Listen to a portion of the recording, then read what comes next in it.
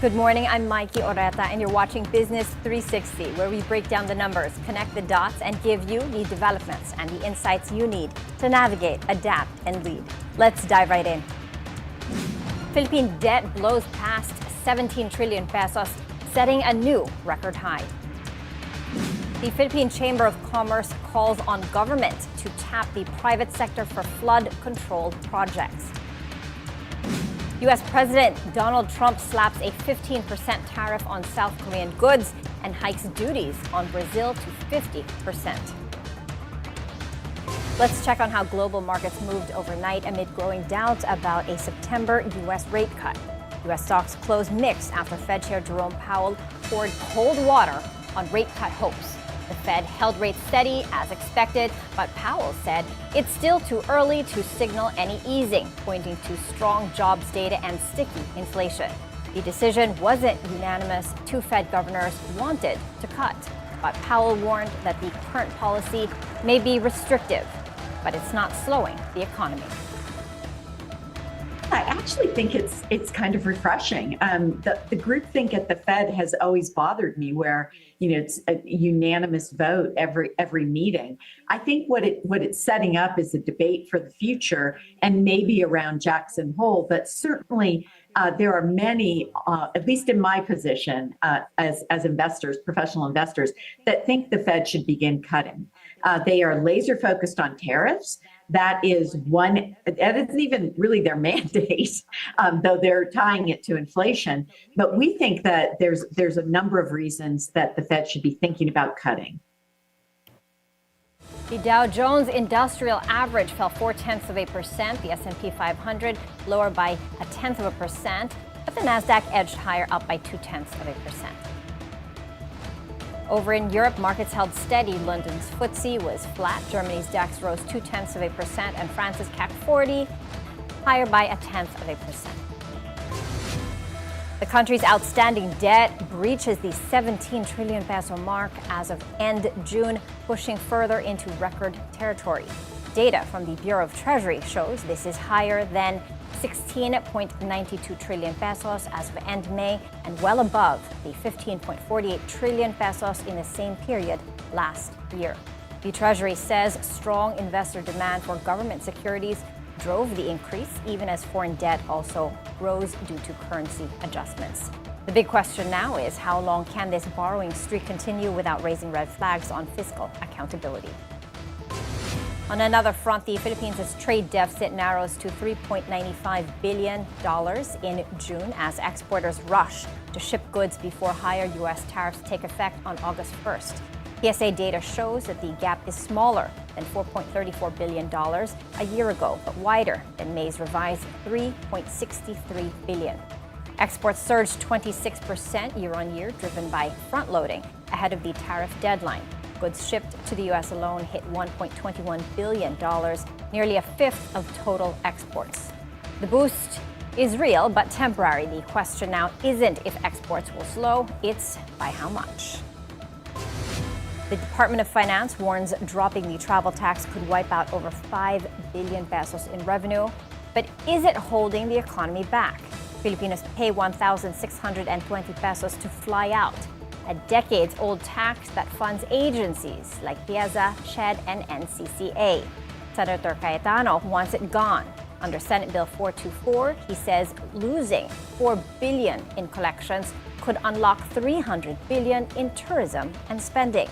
Is it time to trade a small fee for a bigger economic payoff? We'll see.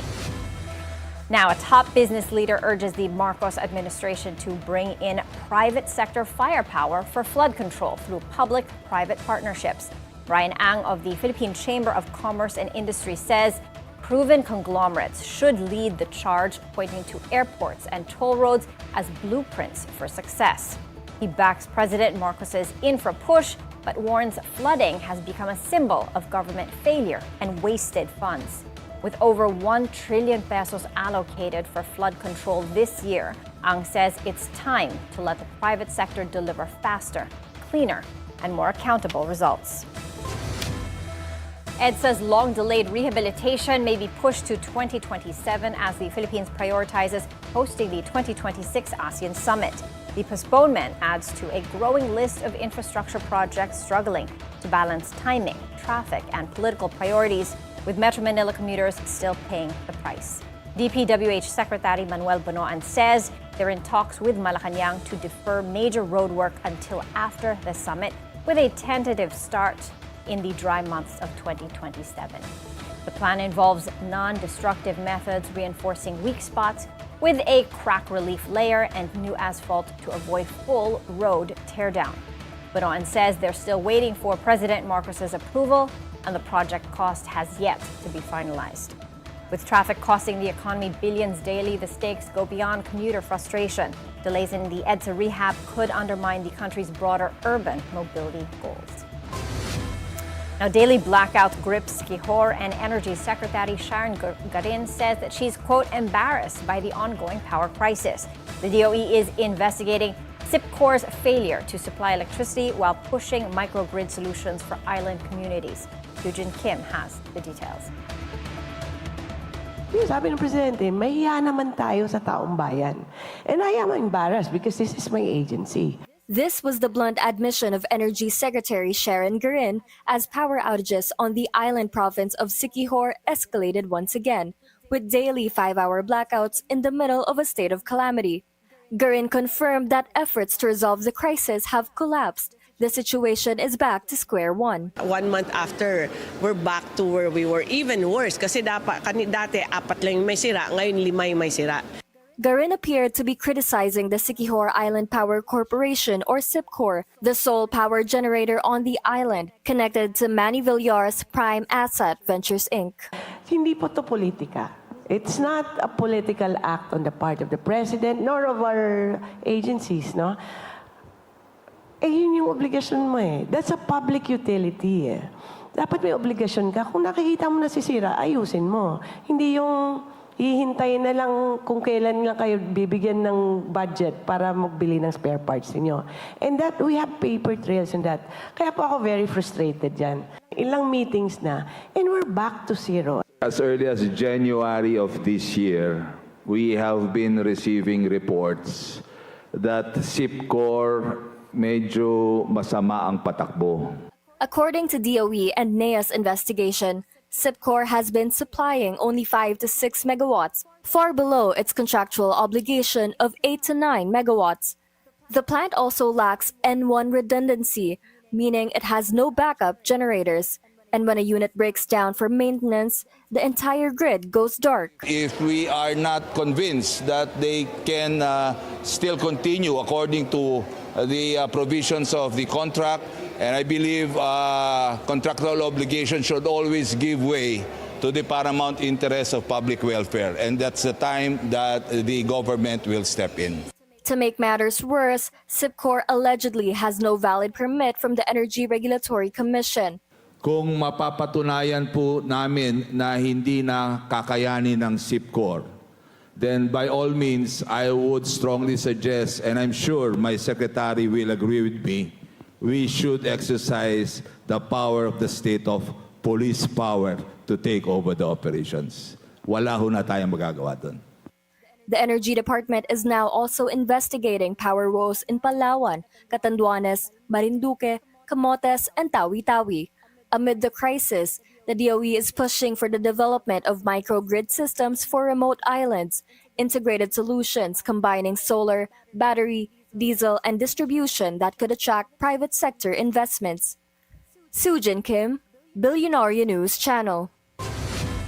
President Marcos's fourth SONA delivered headlines, but did it deliver what the business community needs? The president touched on broad themes: infrastructure, social programs, agriculture, but left out some of the most pressing issues for investors and policymakers. No mention of the 19% U.S. tariff that could cost the economy up to $6 billion a year. No guidance on fiscal consolidation, despite our national debt now at $17 trillion. Nothing on online gambling, and silence on the halted impeachment trial of Vice President Sara Duterte. One of the few actionable proposals, however, a push to privatize $1 trillion in flood control projects. Joining us now is Apa Ongpin, the executive director of the Makati Business Club, to connect the dots and weigh what this SONA means for business and policy. Hi, Apa. Good morning, and thank you for being here with us. Hi, I can't hear your audio. There's a problem. Oh, But okay. I, we discussed that we're going to talk about our overall impressions of the sauna, and we we feel that the president handled it in a managerial way. He spoke to the people. He wasn't speaking to managers. He wasn't speaking to business. But he said, "Look, these are the problems. These are the strategies that we have to solve these problems, and this is our target." So that was a pretty good outcome for us, the business community, because it was done, professionally and managerially. We don't necessarily agree with all of his solutions, but they're solutions. They're, you know what I mean? Compared to the previous presidency, this is really coherent. Apa, can you hear me? What stood out for us was the president's declaration of war on corruption, which is, of course, controversial, given his family history and so on. Apa, can you hear me? But great. We believe there should be a war on corruption. Whether or not he has the agency, or this whole administration has the agency to eradicate corruption, that's an open question. But at least he's gonna try. And the private sector would like to offer whatever help we can in terms of trying to stamp out corruption.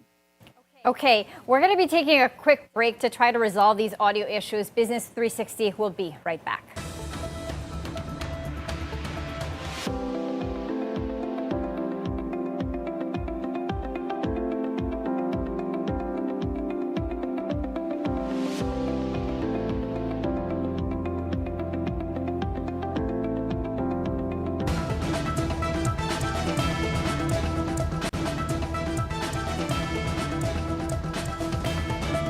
We're back with Apa Ongpin. He's the executive director of the Makati Business Club to discuss President Marcos's fourth State of the Nation address. Hi, Apa.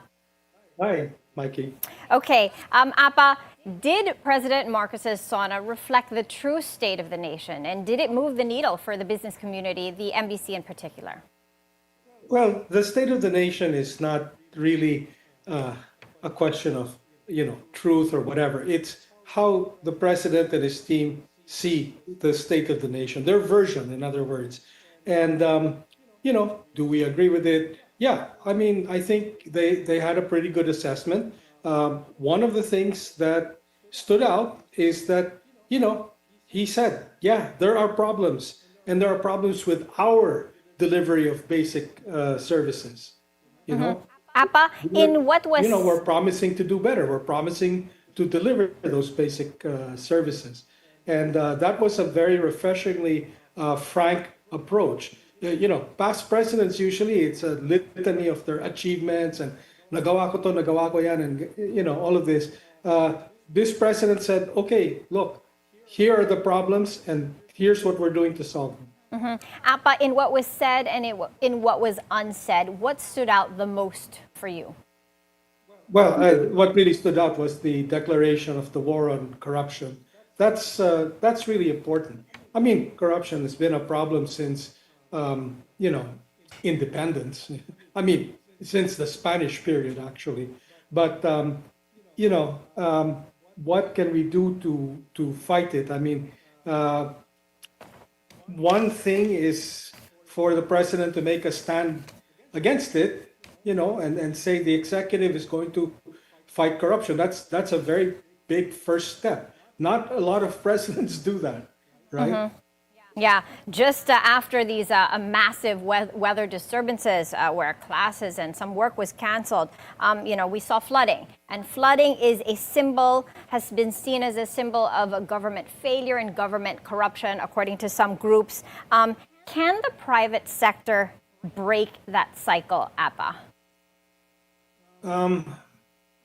That's a very good question. I don't know. I can't answer that. The reason that flood control is such a big target for corruption actually is because it's not really visible. I mean, you're not building like a flyover that everybody can see or a building or something like this. A lot of it is dredging, a lot of it is, no. So, the temptation to do ghost projects where you pay someone $1 million and they just put a bit of equipment there, but they don't really do anything, obviously has been too tempting for a lot of people. But I want to take the example of Marikina. Marikina really needed to do flood control, and they spent their money well. In this last typhoon, the flooding was minimal. It was certainly a lot less than previous typhoons. So it can be done, and it can be done by the LGU in a way that really works. Yeah. I think that people should look at the example of Marikina and see how they did it. Absolutely, App. I'm glad you pointed that out because it's just an example of what can be done. The president wants to turn over 1 trillion pesos worth of flood control projects to the private sector. Business groups agree with this decision. The Philippine Chamber of Commerce and Industries, Brian Ang, says that it should be turned over to proven conglomerates. They should lead that charge. What is the stance of the Makati Business Club per se, Apa? I wouldn't know what, I haven't done a survey of the members or anything. I don't know what the members think. But I mean, naturally, as representatives of the private sector, we like this challenge. No, I mean, this is something that the private sector might be good at. I mean, when you look at the big contractors, the sort of DMCIs of this world, right? These guys are excellent engineers, and they might be able to solve this problem. If given the opportunity in a corruption-free environment. Mm-hmm. Now, Apa, the challenge now is to turn this from a call to action to actual policy. What can the business community do to possibly shape a viable PPP model for flood mitigation?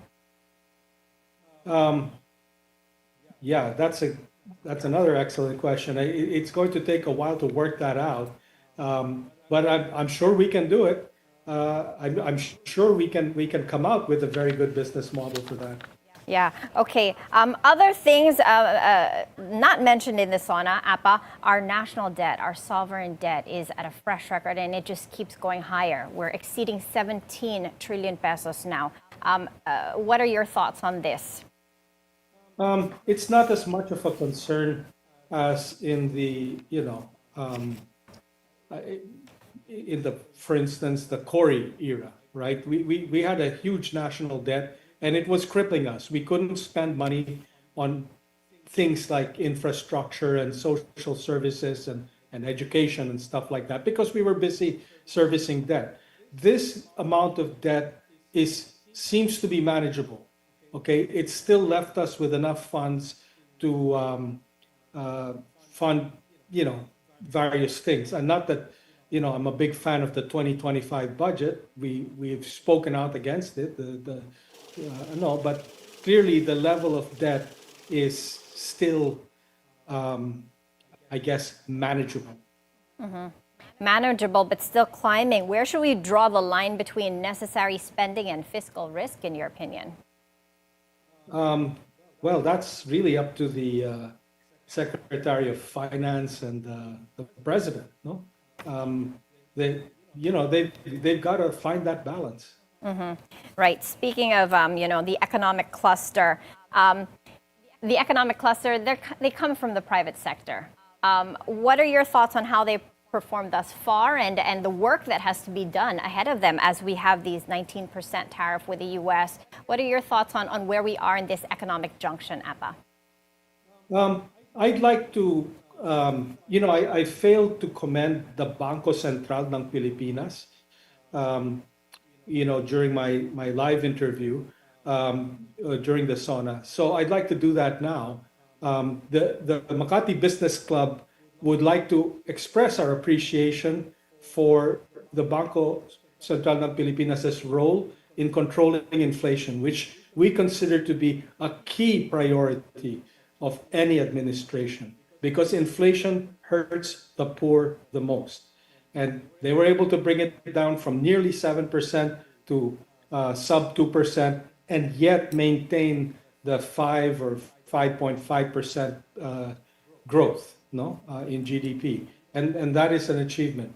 I mean, obviously, the whole economic cluster plays a role in this, but the main lever in terms of controlling inflation is the Bangko Sentral ng Pilipinas, no? And then with regard to the performance of the rest of the team, yeah, we're pretty happy with the performance. In the private sector, we just hope that government will get out of the way. We're not looking to them to lead us or tell us what to do, right? We just want them to create an environment where we can do business, unhindered, right? So we feel, this government has been responsive to us, and they've done pretty well. Yeah, they have done pretty well, maintaining healthy growth. Inflation has been benign amidst all the external headwinds. So as we move forward, APA, in order to have this unhindered path for doing business, what would you like to see from Congress over perhaps the next 6 months to pave the way for unhindered business? We have a whole list of bills for various financial reform, freedom of information, and so on. No, it's a very technical list. I mean, one of them, for instance, allows private sector investment into the national grid. And diluting the monopoly of NGCP. All of these things these bills have been sitting there. The Freedom of Information bill has been there for 30 years. We've been trying to get that passed for 30 years. So, let's try again. Every Congress, we relaunch these efforts, and we try to lobby for Congress to even talk about them. Let's see what happens. Yeah. Earlier you mentioned the tariff thing, no? And I just wanted to say that that's a highly technical issue. We're not really willing. The MBC is not really willing to give a grade or a score to the president on this deal that he cut with the Trump administration. Certainly not until the details come out. A very important detail is that we had an exemption for our major export, which is electronics and semiconductors. Before this whole Trump tariff thing. And we don't know if that exemption is maintained. And I'm hoping it will be, because if it will be, then it's a really good deal. Yeah. Yeah. But we don't know. As I said, the technical details of this thing are really, up in the air. So that's to be negotiated by the economic cluster at the ministerial level. Yeah, that's right. We have yet to iron out the details on that. Hopefully electronics and semiconductors get that reprieve, continue to get that reprieve. As we look ahead, APA, what gives you hope with the economic direction of the Philippines against all these external headwinds? Well, we, our economy is still standing on basically 3 legs, no? It's BPOs, OFWs, and to a large extent, retail or services. So we see the possibility that we go into a more developmental focus, where people will start realizing that you need to build the market. You need to raise incomes of the lowest levels of Philippine economy and society. No, basically, we've got to eradicate poverty. And I think the government is on track. They could be more focused on it, but all right, look, at least there is a lot of attention paid to it now.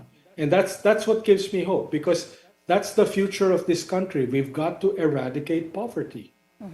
Yeah, it's a very big moral responsibility. As we talk a lot about the economic trajectory of the country, but I also wanted to ask you about the moral trajectory of this country, especially as the Supreme Court ruled to halt Vice President Sara Duterte's impeachment trial. What does this say to you about accountability, the rule of law, and where we are morally and ethically, perhaps, at this junction? We, Makati Business Club, we insisted that the trial should go through. And we said we have to demonstrate that there is a rule of law in this country and that people won't be able to get away with just anything. And, accountability is always, it's always a very important priority for us.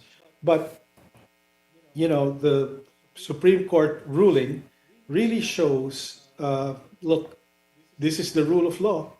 We have to accept it. I mean, we don't like it, but that's the rule of law. So, okay, accountability will be delayed, but we are going to press for that accountability nevertheless. Okay? So if we have to file another articles of impeachment in 2026, we're going to do it, right? We have to accept what the Supreme Court has done, whether we like it or not, because that is the rule of law. All right, Apa Ongpin, thank you so much for sharing your thoughts with us on the SONA and more. Always a pleasure to have you. Thank you, Maiki. We're taking a short break. Business 360 will be right back.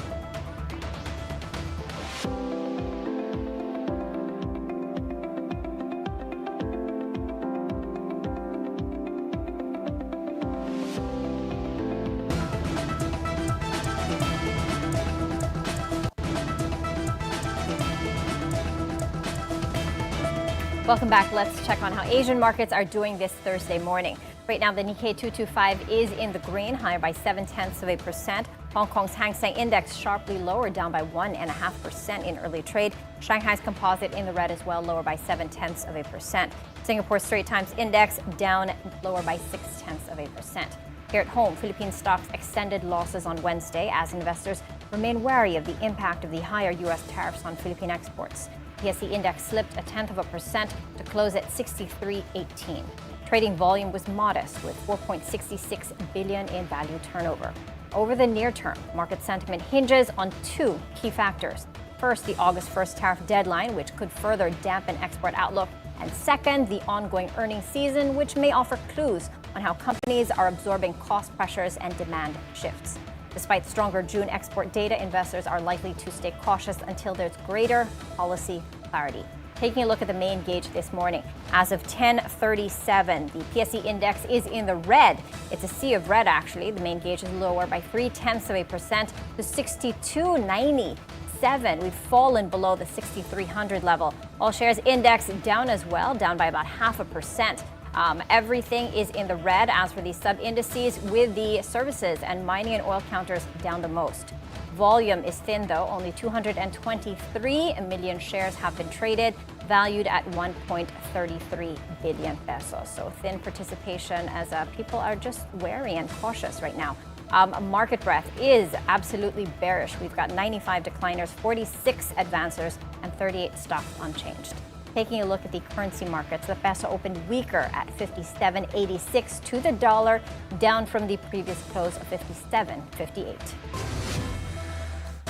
The Philippine government rolls out a rare 5-year retail treasury bond in a tactical move to lock in funding before interest rates start to fall. RTB31 comes with a built-in exchange option, allowing holders of near-maturing bonds to roll over into this new 2030 issue.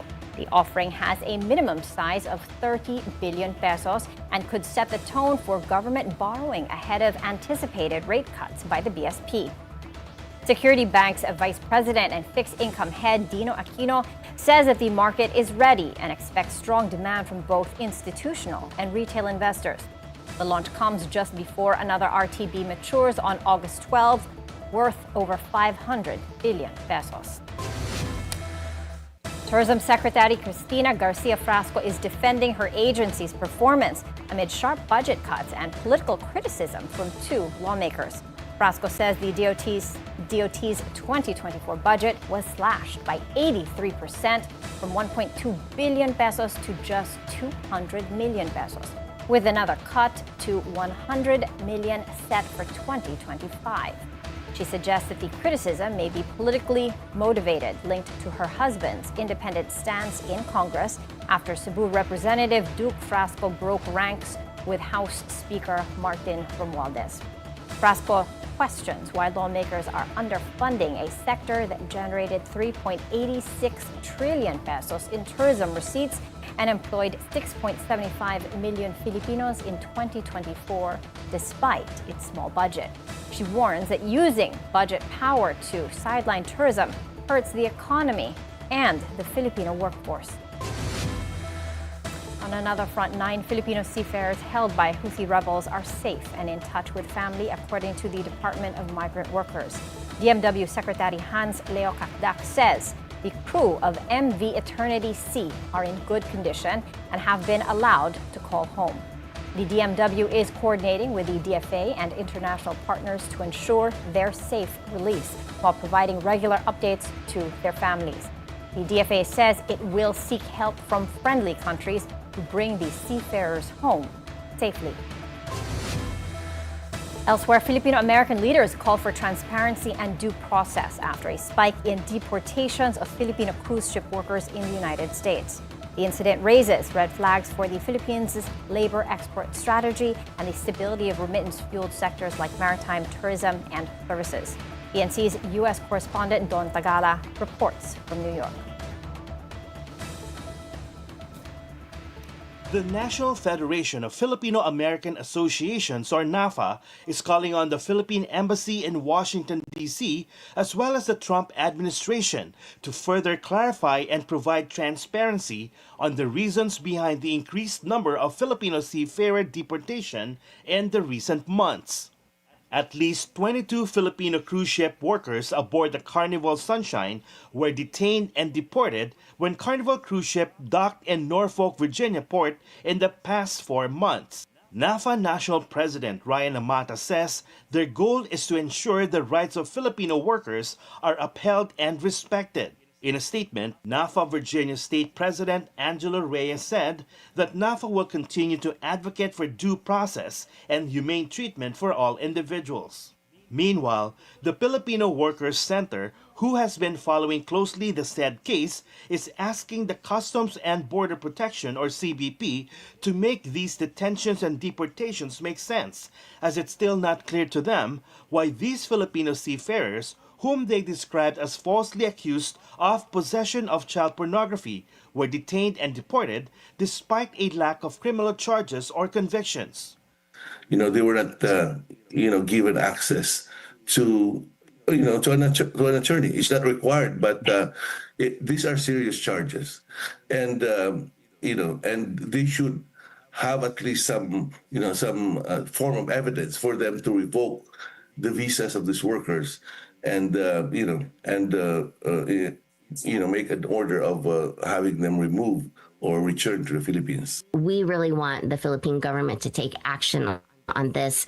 It is so apparent when you read all of when you hear all of the testimony, all of these housekeepers, all of these, chefs and galley attendants. Is child pornography really a rampant problem? They don't deserve this type of treatment. Soriano Versosa says after speaking with the Carnival Cruise Line, officials told them that the Carnival Cruise Line is taking this issue as a law enforcement matter, and that Carnival always cooperates with law enforcement investigations. We beg to differ that there are no charges being filed. There are no convictions that are happening. They are simply getting their immigration status taken away. And so it's very much a immigration issue as well as a civil rights issue. Meanwhile, in light of the Philippine President's State of the Nation address on Monday, Filipino activists in Washington, D.C. are demanding action from President Ferdinand Marcos Jr., who recently met with U.S. President Donald Trump at the White House. We're demanding that Marcos take a stand. No, he has basically made no public stance and demand that this crackdown on immigrants stop, that the rights of Filipinos na nakadetain na or nakathreaten na, that they're protected. We are in touch with the families. They are scared, no, but they are fighting. And we're asking Marcos to do the same, to fight. We say enough is enough, that we protect our migrants, we protect our workers, our seafarers, and we also demand that Marcos and the Philippine government advocate and do everything in their power, use diplomacy to not, back down and really fight for the Filipino people. These Filipinos on the East Coast say President Marcos may have missed the opportunity to raise the issue of the unexplained surge in seafarer deportations during his meeting with U.S. President Donald Trump. It was, a lost opportunity. And who else is going to stand up for Filipinos if not, its own government, to be able to question? We power the cruise line industry. We are 1 in 4 of seafarers that make it work. However, it's not too late for the president to advocate for the rights of Filipino seafarers to receive due process and for the U.S. to uphold their legal rights to work on these cruise ships and continue to work without fear of unjust revocation of their work visas. Don Tagala, Bilyonaryo News Channel, New York. ICT Secretary Henry Aguda calls on Facebook CEO Mark Zuckerberg to tackle the spread of fake news on the social media giant, warning it undermines public trust and civic discourse. Aguda says he wrote to Zuckerberg, urging him to bring Facebook back to its original purpose, connecting people and not dividing them.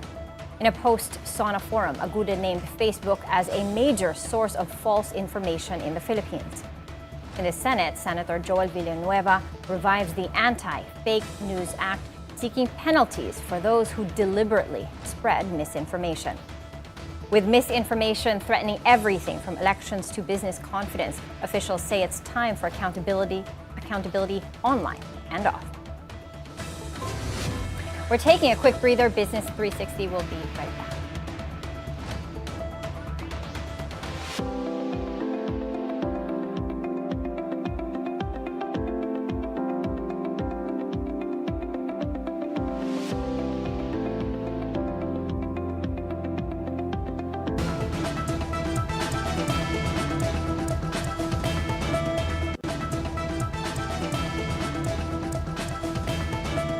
The U.S. imposes a 15% tariff on imports from South Korea, part of a broader trade deal that aims to avoid even steeper duties. Under the agreement, South Korea commits to invest $350 billion in U.S. projects handpicked by President Trump and to purchase $100 billion worth of liquefied natural gas and other energy exports.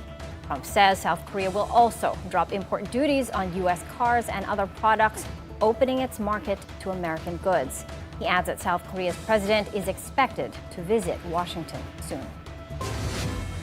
U.S. President Donald Trump slaps an additional 40% tariff on Brazil, raising total duties to 50% and ratcheting up trade tensions with Latin America's largest economy. The White House says the move responds to Brazilian policies that undermine American interests without specifying which ones. In a separate but coordinated action, the U.S. sanctions Brazilian Supreme Court Justice Alexandre de Moraes, who is overseeing the case against Trump ally Jair Bolsonaro. Washington accuses de Moraes of cracking down on free speech and ordering arbitrary detentions. The 1-2 punch tariffs and sanctions heightens political risk in Latin America and sends a chill through global markets tied to energy, agriculture, and emerging economies. On another front, China calls for mutual respect and stability as Beijing and Washington look to ease tensions and avoid conflict. Chinese Foreign Minister Wang Yi says both sides should respect each other's core interests and open more channels for dialogue and consultation. He expresses optimism that U.S. companies will continue investing in China to deliver mutually beneficial results. President Trump, for his part, says he expects to strike a fair trade deal with Beijing. We're moving along with China. We're doing fine with China. I think it's going to work out very well. We're right in step. I think we're going to have a very fair deal with China. Canadian Prime Minister Mark Carney says tariff talks with the Trump administration may drag beyond the August 1st deadline. Still, he calls the negotiations constructive, even as President Trump threatens a 35% tariff on Canadian goods with possible exemptions. We're working hard, conversations today, myself, so we'll see. There are, and the specific aspect of the question included a reference to the European Union deal, and could our accord with the United States include commitments on investments and other aspects? And I just observe that there are many areas for cooperation between Canada and the United States, including defense spending, security spending, investments, which is one of the reasons why we're having these broader discussions. Still on Trump tariffs, the U.S. president imposes a 25% tariff on imports from India, effective tomorrow, raising tensions with a key Asian trade partner. In a Truth Social post, Trump says that the U.S. has done, quote, relatively little business with India, blaming high tariffs and what he calls obnoxious non-monetary trade barriers. He also criticizes India's strong defense and energy ties with Russia, including Beijing, one of Moscow's top oil customers. The new tariff, plus a penalty for unfair practices, takes effect on August 1st. While the move hits India hard, it could open doors for other Asian exporters, including the Philippines, to step into U.S. supply chains in textiles, pharma, and tech. And that's it for Business 360. I'm Maiki Oreta. Thank you for joining us, and keep it here on BNC, the Bilyonaryo News Channel.